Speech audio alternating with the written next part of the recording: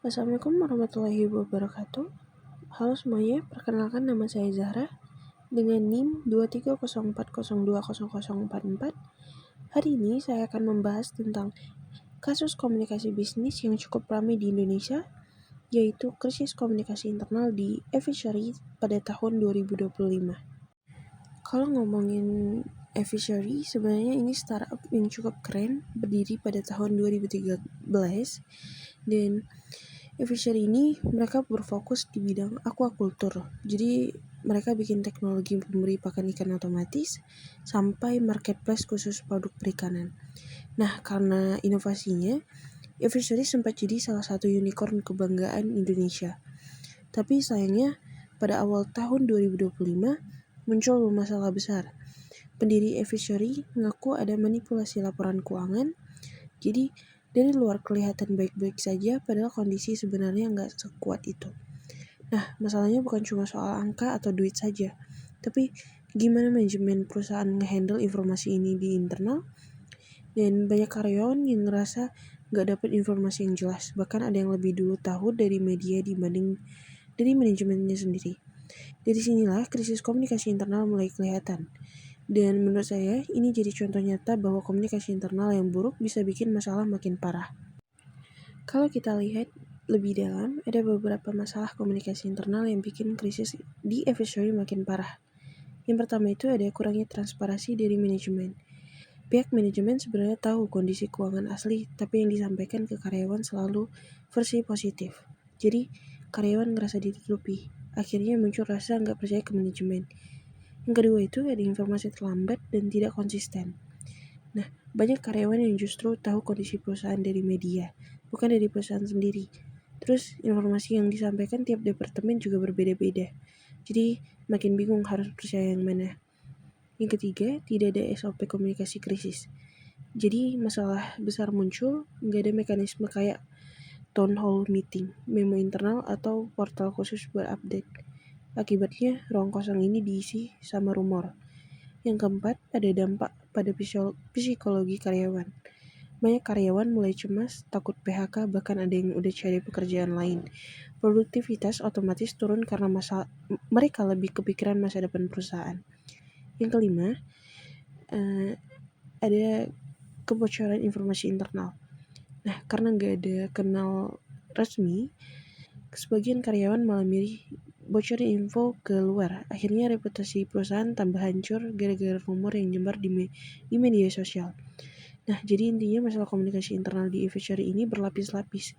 Bukan cuma soal satu hal, tapi kombinasi dari kurang transparansi, telat info, nggak ada SOP, sampai dampaknya ke psikologi karyawan. Masalah komunikasi tadi jelas banget ngefek ke kondisi internal perusahaan.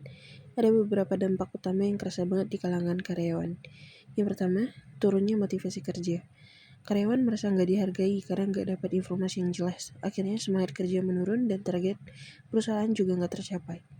Yang kedua, timbulnya rasa cemas dan tidak aman. Ada kabar kalau Evisery cuma bisa bertahan 3 bulan tanpa dana tambahan karena nggak ada klarifikasi resmi, dan banyak karyawan panik dan takut kena PHK massal. Yang ketiga, banyaknya rumor dan spekulasi. Karena informasi resmi minim, gosip malah jadi lebih dipercaya. Akibatnya suasana kerja jadi penuh kecemasan. Yang keempat, retaknya kepercayaan terhadap manajemen. Jadi karyawan itu jadi ngerasa kalau manajemen gak jujur. Rasa memiliki terhadap perusahaan jadi hilang. Yang kelima, kebocoran informasi keluar. Karena gak ada kanal resmi, akhirnya info internal bocor ke publik. Ini makin bikin reputasi Evisery jatuh. Dan yang keenam, ada eksodus karyawan potensial. Beberapa karyawan terbaik mulai keluar karena udah gak yakin perusahaan bisa bertahan, padahal mereka yang seharusnya bisa bantu pemulihan. Supaya krisis kayak gini gak makin parah, ada beberapa solusi yang bisa dilakukan. Yang pertama, membangun SOP komunikasi krisis. Jelas siapa yang ngomong, lewat media apa, dan seberapa cepat informasi harus keluar. Yang kedua, transparansi lewat town hall meeting rutin. Jadi misalnya sebulan sekali manajemen bisa jelasin kondisi perusahaan, jadi karyawan merasa dilibatkan. Yang ketiga, menyediakan kanal komunikasi resmi, kayak email khusus, portal internal, atau grup chat resmi biar karyawan tahu mana informasi yang valid.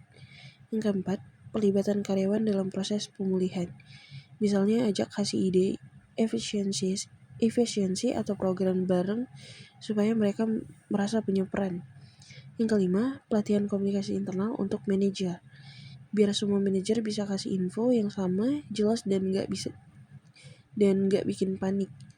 Yang keenam, monitoring dan feedback dari karyawan. Nah, itu bisa lewat survei internal atau kontak saran digital, jadi perusahaan tahu keresahan yang paling mendesak. Dari kasus ini, kita bisa lihat kalau krisis di Fishery pada tahun 2025 bukan cuma soal manipulasi laporan keuangan, tapi juga kegagalan komunikasi internal. Kalau karyawan gak dilibatkan dan gak dikasih info yang transparan, kepercayaan mereka ke perusahaan bakal hancur. Dan kalau internalnya udah retak, bakal susah banget buat jaga citra di luar. Jadi pelajaran pentingnya adalah komunikasi internal yang jelas, transparan, dan konsisten itu adalah fondasi utama buat keberlangsungan bisnis. Sekian presentasi dari saya. Terima kasih. Wassalamualaikum warahmatullahi wabarakatuh.